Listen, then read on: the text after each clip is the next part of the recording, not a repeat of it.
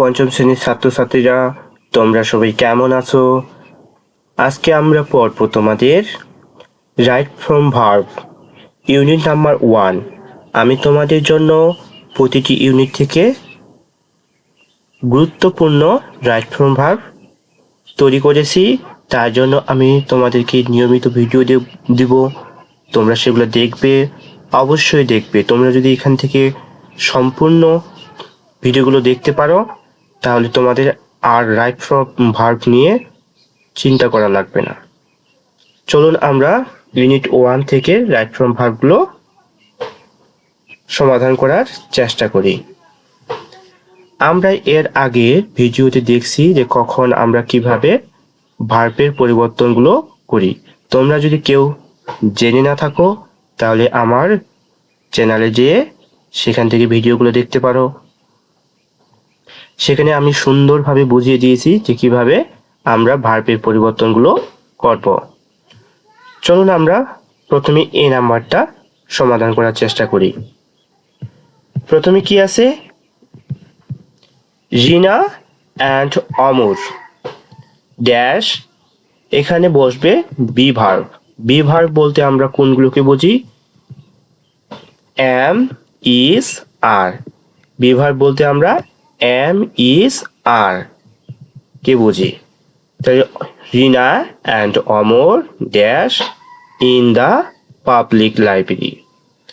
আমরা প্রথমেই পড়েছিলাম, এর আগের ভিডিওতে পড়েছিলাম যে সাবজেক্টে যদি থার্ড পারসন সিঙ্গুলার নাম্বার হয় তাহলে ভার্ব হিসেবে ইজ বসে, কিন্তু এখানে সিঙ্গুলার নাম্বার থাকলে ইজ বসে, কিন্তু এখানে দুইটি নাম দেওয়া আছে, তার মানে এখানে সাবজেক্টটা বহুবচন।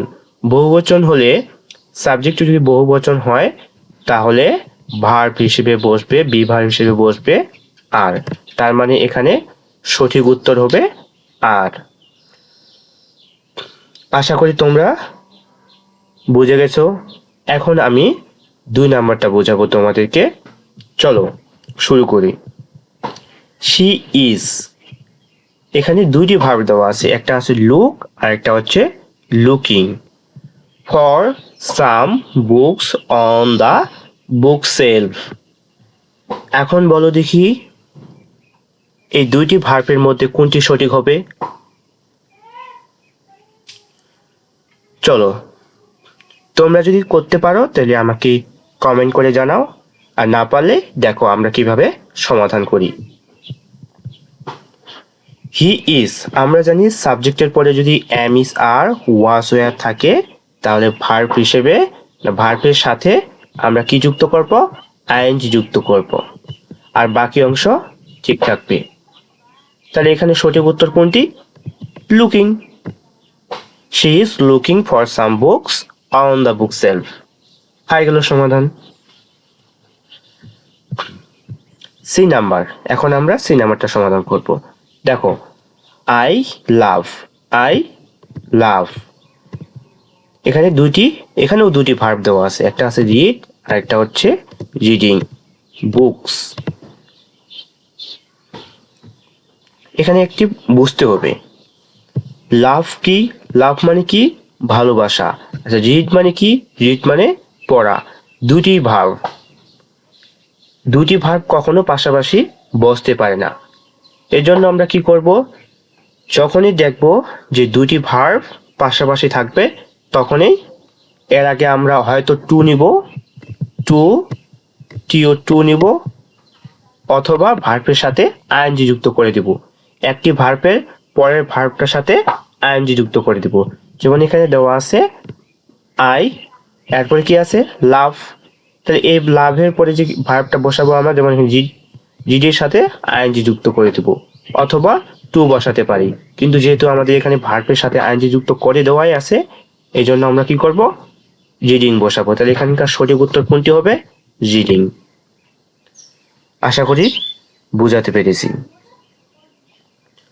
পরেরটা দেখি, আই লাভ ড্যাশ রিডস এবং টু রিড, এখানে দুটি ভার্ব দেওয়া আছে।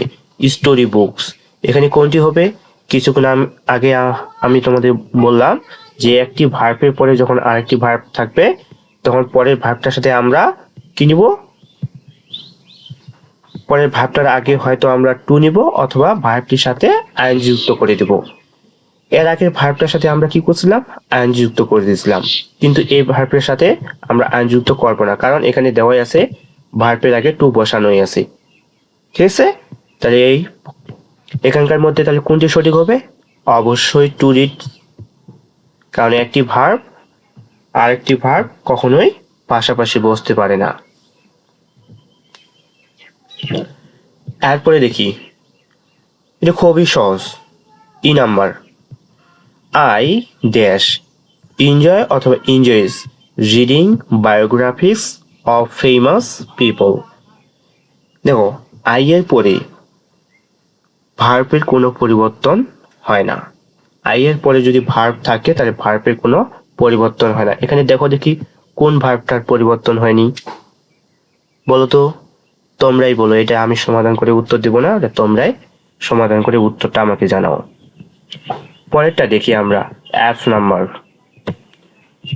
প্রথমে সাবজেক্ট, সাবজেক্ট কি আছে, এ না আই, সাহায্যকারী ভার্ব আছে এম।